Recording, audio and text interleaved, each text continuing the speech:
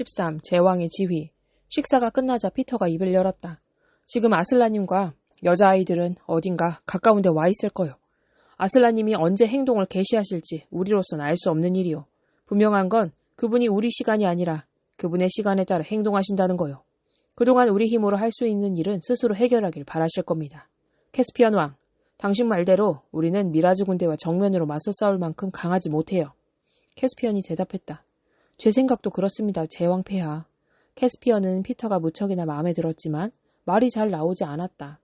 옛날 이야기의 주인공인 위대한 두 왕도 캐스피언을 만나 기분이 묘했겠지만 그 왕들을 만난 캐스피언은 훨씬 더 어색하고 야릇한 기분에 휩싸였다. 피터가 말했다. 좋소. 그럼 이제 나는 미라즈에게 1대1 결투를 신청할 생각이요. 아무도 이런 계획은 미처 생각지 못하고 있었다. 캐스피언이 말했다. 제가 하면 안 될까요? 전 아버님의 원수를 갚고 싶습니다. 피터가 말렸다.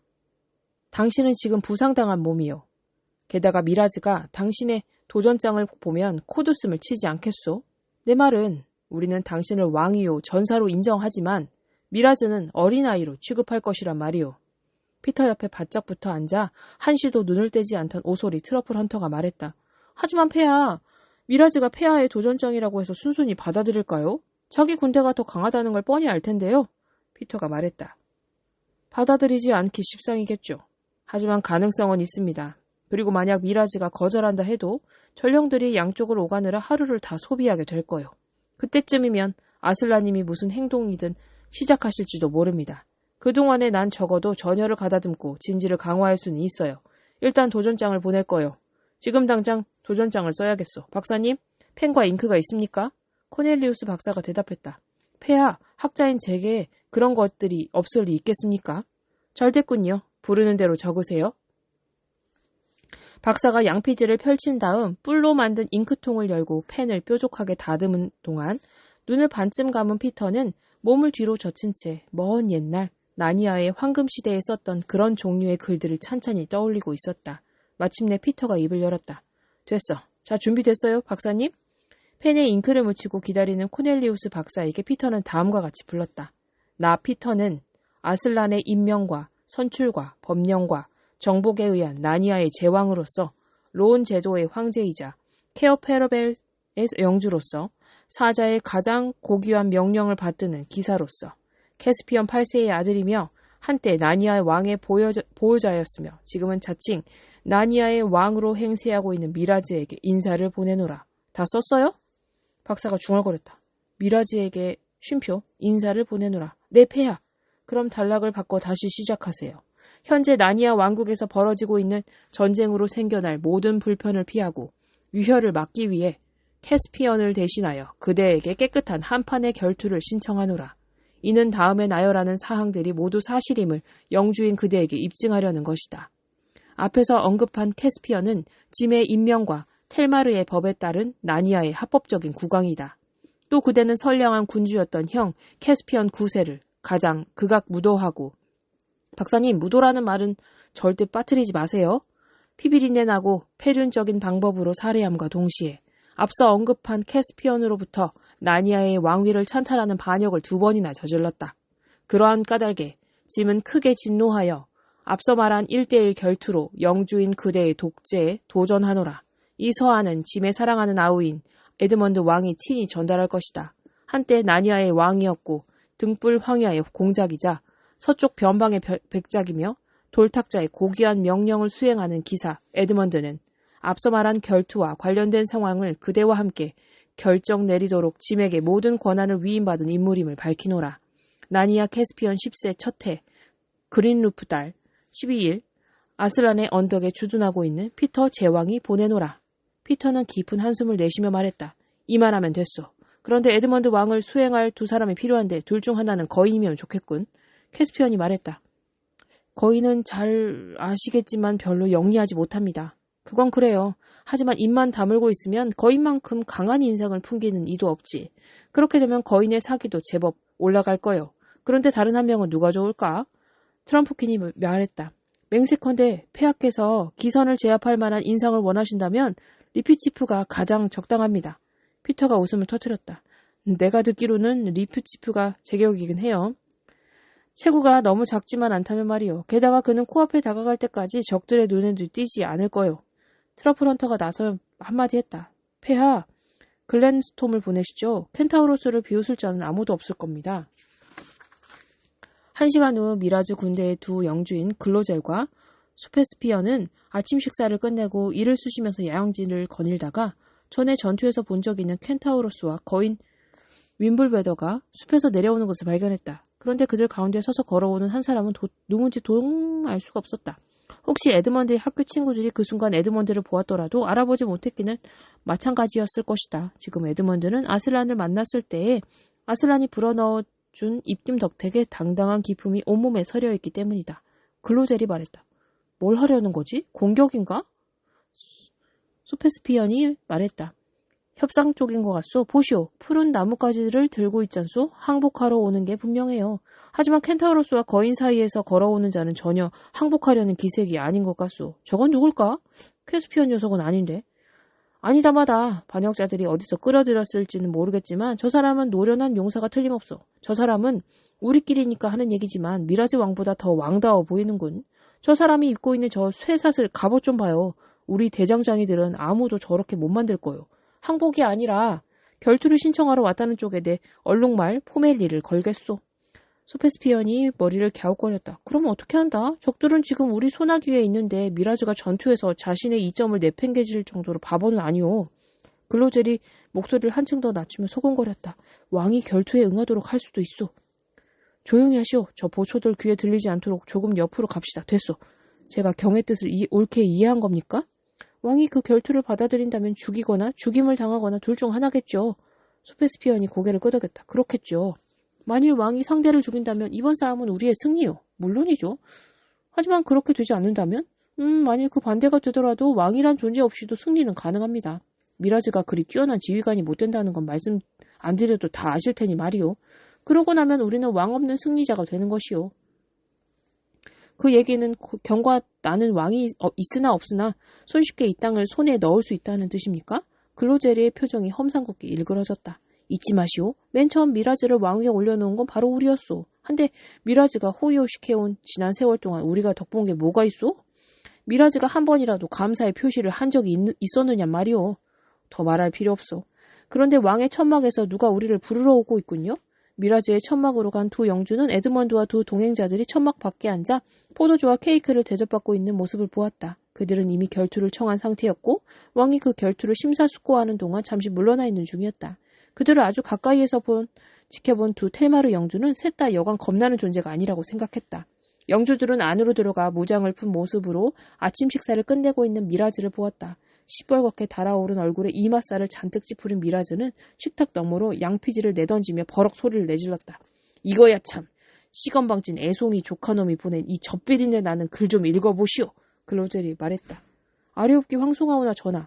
저들이 밖에서 본 젊은 용사가 이 글에 언급된 에드먼드 왕이라면 젖비린내 난다고 무시하실 게 아니라 대단히 무서운 기사로 보셔야 마땅할 것 같습니다. 에드먼드 왕이라고? 그래. 경들은 피터니 에드먼드니 하는 자들에 대한 그 미신을 믿는 거요? 글로젤이 조심스럽게 대답했다. 전하, 저는 제 눈을 믿습니다. 아, 쓸데없는 얘긴 그만두지. 도전장 말인데 그에 대한 우리의 의견은 한 가지뿐일 듯한데. 역시 글로젤이 대답했다. 저 역시 그렇게 생각합니다, 전하.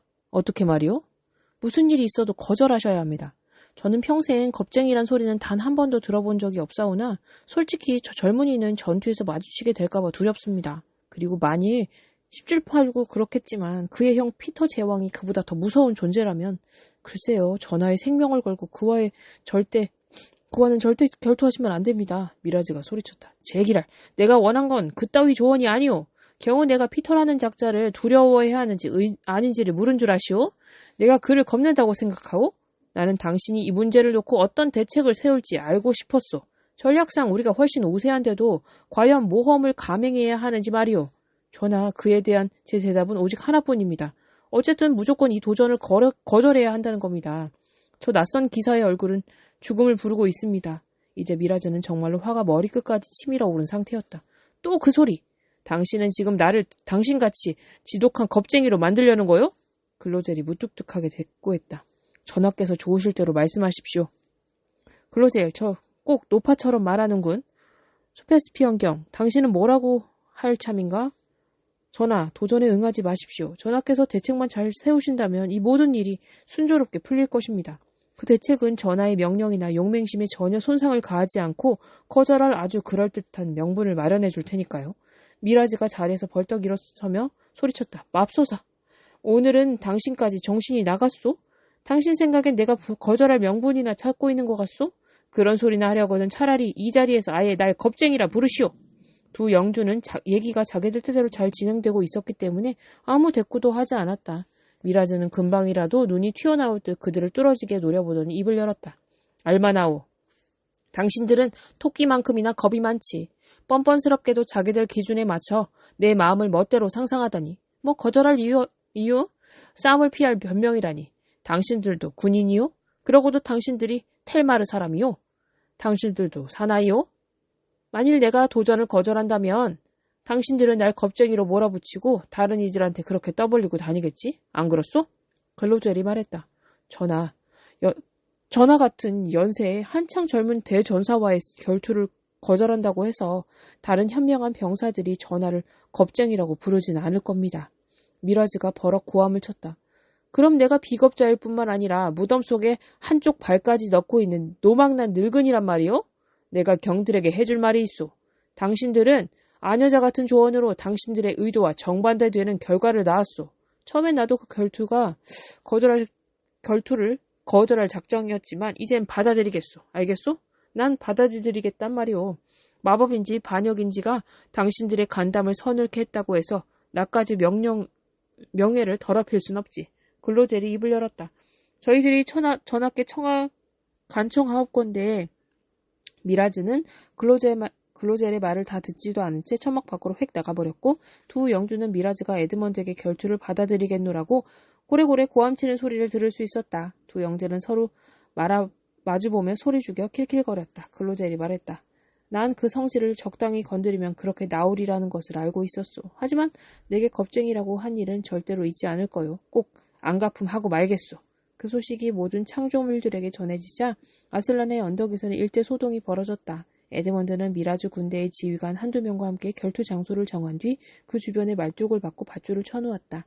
결투 집행관으로는 텔마르 사람 2명이 양쪽 귀퉁이에 섰고 또 한 명은 한쪽 면 가운데에 자리를 잡았다.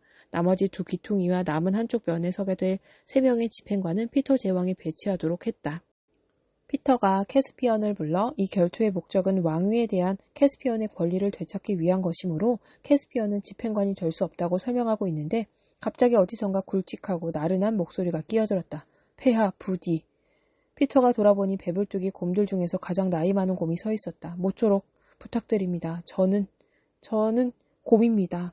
틀림없이 곰이고 말고 그것도 아주 선량한 곰이지. 그렇습니다. 하지만 곰도 결투 집행관으로 선발될 권리가 있었습니다. 트럼프킨이 피터에게 속삭였다. 곰은 안 됩니다. 착한 동물이긴 해도 우리 모두를 부끄럽게 할 테니까요. 저 곰은 꾸벅꾸벅 졸면서 앞발이나 빨아댈 겁니다. 그것도 적들 앞에서요. 어쩔 수 없어요. 곰의 말이 전적으로 옳으니까. 곰한테는 그럴 특권이 있어. 어떻게 다른 것들은 수도 없이 잊혀진 이 시대에 그런 건 일일이 기억하고 있는지 도저히 상상이 안 가는군요. 곰이 거듭 애원했다. 폐하 부탁입니다. 그것은 당신의 권리요. 당신을 집행관으로 임명하겠소. 하지만 앞발은 절대 빨지 말아야 한다는 것을 잊지 마시오. 곰이 믿어지지 않는 듯 얼떨떨한 목소리로 대답했다. 물론입니다. 트럼프킨이 고함을 쳤다. 이봐, 지금 이 순간에도 앞발을 빨고 있잖아. 곰은 투닥닥 입에서 앞발을 빼더니 못 들은 척했다. 그때 땅바닥에서 날카로운 목소리가 들렸다. 전하! 피터는 생쥐가 말을 걸 때마다 사람들이 을에 그렇듯이 위아래와 주위를 한참 둘러보고 나서야 겨우 아는 척을 했다. 아, 리피치프! 폐하! 제 생명은 언제나 폐하의 것이지만 명예는 제 자신의 것입니다. 폐하 군대의 유일한 나팔수는 저희 종족입니다. 그래서 저는 어쩌면 우리가 도전장을 보내러 가게 될지도 모른다고 생각했지요. 폐하! 저희 종족은 지금 슬픔에 잠겨 있습니다. 제가 결투 집행관이 된다면 저희 종족은 대단히 만족스러워할 것입니다. 그 순간 천둥 같은 굉음이 머리 위 어딘가에서 터져나왔다. 웸블웨더가 착한 거인들이 곧잘 터뜨리는 다소 바보 같은 웃음을 터뜨렸던 것이다. 거인은 이내 웃음을 뚝 그쳤고 리프치프가 그 웃음의 주인공을 알아차렸을 때에는 벌써 커다란 괴종시계처럼 엄숙하게 서 있었다. 피터가 아주 근엄하게 말했다. 곤란할 것 같은데 어떤 인간들은 쥐를 무서워해서 리피치프가 얼른 말허리를 잘랐다. 그건 알고 있습니다, 폐하. 그러면 미라즈에게 공평치 못한 처사가 될 거예요. 미라즈의 용기를 떨어뜨릴 어떤 것이 눈앞에 있는 셈이니까 말이오. 생쥐가 존경을 듬뿍 담아 절을 하며 말했다. 폐하께서는 명예의 거울이십니다. 이 문제에 대해서는 저와 생각이 일치하는 것 같은데 지금 막 누군가 웃는 소리를 들은 듯합니다. 만일 여기 있는 누군가가 저를 놀림감으로 삼고 싶어 했다면 언제든지 제 검으로 상대해 주겠습니다. 이 말 뒤에 엄숙한 침묵이 흘렀고 피터가 입을 열면서 그 침묵은 깨졌다. 거인 웸블레더와 곰, 그리고 켄타우로스, 글렌스톰이 우리 쪽 집행관이요. 결투는 오후 2시에 있을 거고 식사는 정각 12시에 하도록 합시다. 에드먼드가 나란히 걸어가면서 피터에게 말을 건넸다. 다 괜찮을 거야, 형. 미라즈를 한 방에 때려 눕힐 수 있겠지? 피터가 침착하게 대답했다. 그걸 알아내기 위해 내가 싸우는 거야.